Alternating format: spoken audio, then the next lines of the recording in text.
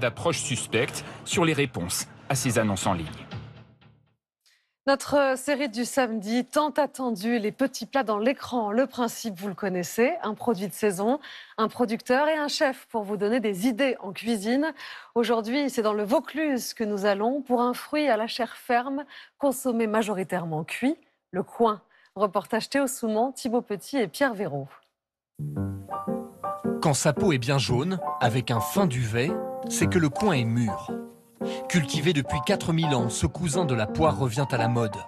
Ce n'est qu'après cuisson qu'il révèle ses arômes et séduit les chefs. À Cavaillon, dans la famille Gardiol, on est arboriculteur depuis 4 générations. Et cette année est une année à coing. Les cognassiers qui apprécient la chaleur sont très chargés. Cette année, il n'y a pas eu de pluie. Là, pour la surfloraison, il a fait très beau, pas de vent. Voilà, on a des branches très pleines et très bonnes récoltes pour cette année.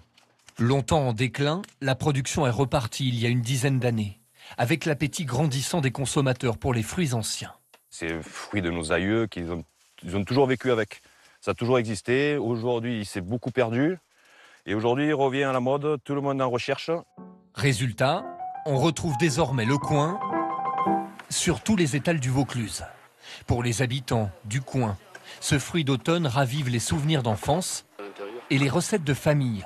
J'en fais chaque année pour Noël, pour les enfants, de la pâte de coing. Puis je la fais aussi en compote. Lorsqu'on était petit, c'était le goûter du 4 heures aussi. Là, on coupait des barres avec un bout de pain.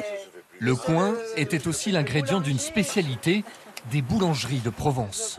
Les personnes amenaient le coing au boulanger pour que quand il va faire cuire son pain, il mettait le coing à l'intérieur pour faire le pain coing. Des recettes ancestrales que remettent au goût du jour les jeunes chefs de la région. 200 g de sucre avec un demi-litre d'eau. À Châteauneuf-du-Pape, Hugo Loridan Fonbonne prépare la cuisson des coings. Et on va y mettre une pincée de piment d'Espelette. Hop, tac. On va pocher donc nos coings dans notre sirop qui est monté à ébullition. Ensuite, sur un caramel salé, il prépare de petites tartes tatin. Et on est parti pour un quart d'heure de cuisson.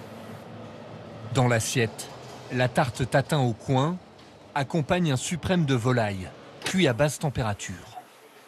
Une recette surprenante, même pour ses habitués du restaurant.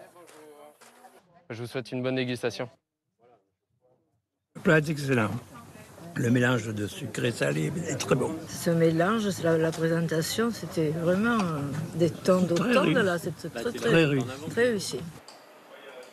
Très peu sucré et riche en antioxydants. Le coing peut se déguster en tarte, compote, gelée ou confiture, jusqu'à l'arrivée de l'hiver. On quitte le sud-est de la France pour la Franche-Comté, à la frontière suisse. C'est là que s'élève à plus